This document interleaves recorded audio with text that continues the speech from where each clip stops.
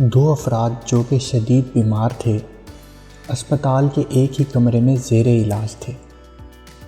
ایک شخص کو ہر دوپہر 1 گھنٹہ اپنے بستر پر بیٹھنے کی اجازت تھی تاکہ وہ اپنے پھیپھڑوں سے پانی نکال سکے۔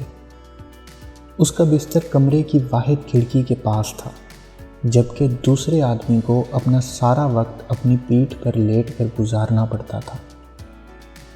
دونوں روز گھنٹوں ایک دوسرے سے اپنے کنبوں، گھروں، ملازمتوں اور جہاں انہوں نے چھٹیاں گزاریں اس کے بارے میں باتیں کرتے، اور ہر دوپہر جو آدمی کھڑکی کے پاس بستر پر بیٹھ سکتا تھا وہ اپنے رومیٹ کو وہ تمام چیزیں بیان کر کے وقت گزارتا تھا جو وہ کھڑکی کے باہر دیکھ سکتا تھا۔ دوسرے بستر پر رہنے والا شخص اس 1 گھنٹے میں زندگی گزارنے لگا جب اس کو باہر کی دنیا کی تمام سرگرمیوں اور رنگوں سے آشنا کیا جاتا تھا۔ کھڑکی سے ایک خوبصورت جھیل والے پارک کا نظارہ آتا تھا، پانی پر بطخیں کھیلتی تھیں جبکہ بچے اپنی کاغذی کشتیاں پانی میں چلاتے تھے۔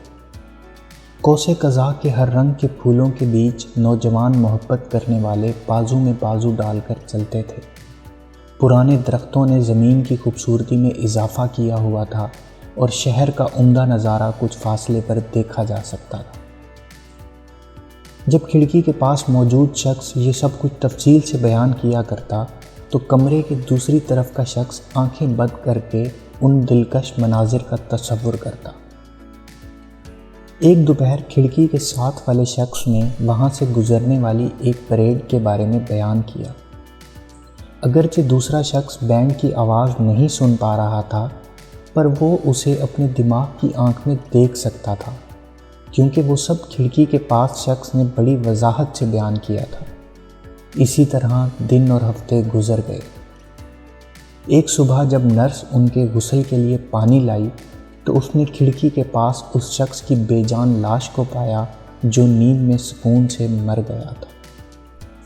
وہ افسردہ ہو گئی اور اسپتال کے ملازمین کو بلایا کہ وہ لاش لے جائیں۔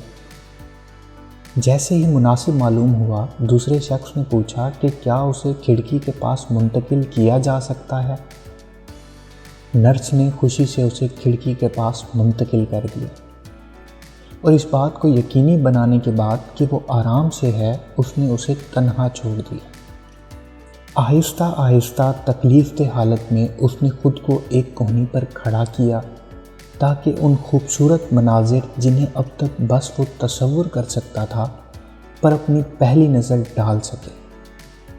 اس نے بستر کے ساتھ کھڑکی کو دیکھنے کے لیے آہستہ آہستہ رخ موڑا۔ اسے ایک خالی دیوار کا سامنا کرنا پڑا۔ وہ بہت حیران ہوا اور اس شخص نے نرس سے پوچھا کہ اگر یہاں کھڑکی نہیں تھی تو اس کے مردہ رومیٹ کو کس بات نے مجبور کیا تھا کہ اس نے کھڑکی سے باہر ایسی حیرت انگیز باتیں بیان کیں۔ نرس نے جواب دیا، وہ شخص اندھا تھا اور دیوار بھی نہیں دیکھ سکتا تھا، اور شاید وہ صرف آپ کی حوصلہ افزائی کرنا چاہتا تھا۔